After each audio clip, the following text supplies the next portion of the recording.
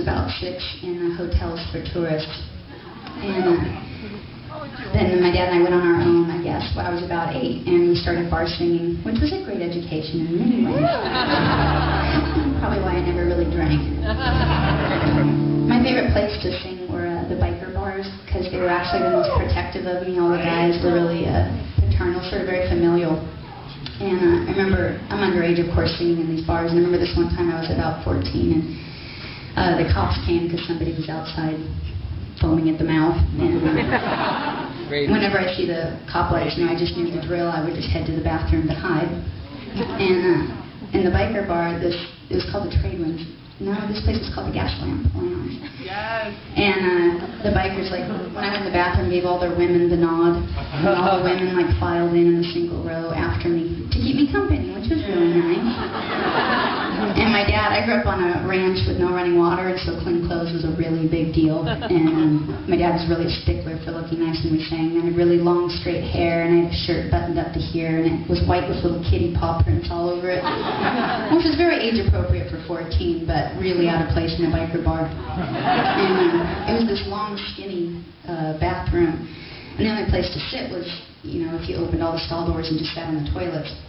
And so that's what we did. I sat in the middle, and we could see each other in the mirror. I could see all these women in their various stages of acid wash denim, and kind of grown out feathered hair with roots that long, and neon pink 80s lipstick with the big acrylic nails, and black eyeliner, and they'd be sitting there with their boots propped up on the toilet paper dispensers, and I was sitting there with my good posture, and these women are each side of me, and this one's like smoking a cigarette. She's like, "You sing great, kid." Me and my old man were finally getting hit. Son of a bitch. Anyway, you want to sing at our wedding? I sat there with my nice posture, and I was like, well, my father handles all of the booking engagements. I'm sure we would love to sing at your and Butch's wedding. My favorite time of the evening in bars was what I called the Last Dance Rodeo. It was last fall, when everybody that was either like putting off, like you'll see girls thinking, I could get better. And they'll do that all night until they're like, I don't have a date. And so they finally just kind of settle for the next thing that comes, and vice versa. And suddenly at last call you'd see all the lonely people like pair off, and I called that the Last Dance Rodeo. And there was this one woman that sat at the bar, and she was beautiful. I don't remember her name, but she would wear this red leotard with jeans. It's really hot, I thought. How times have changed. Come back. And she'd sit there. She was so intimidating. She sat there in this biker bar with this gay guy that wore a tattered old mink coat. And he always drank a screwdriver and smoked cigarettes. And I was in awe of them. I had a terrible crush on them both. And so did this veteran, this guy. He was a really nice guy. His name was Charlie or something like that. And he was this veteran. He was really, really nice, kind of an old hippie kind of veteran. And he never could work up the nerve to talk to her, but he was terribly in love with her. So this is my imaginary take on Charlie liking the woman in the red leotard. This is called Last Dance Rodeo.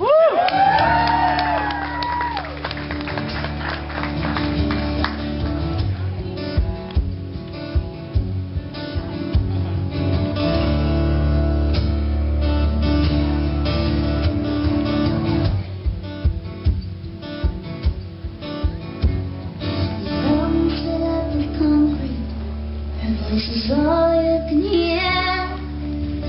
Red lips and a screwdriver wrapped around some ink-clad queer. You know that she's no diamond in the damn jukebox hell, 'cause only fools gold fools fools in these two-bit hotels. But she's so much cooler than all that. A real high-class cat.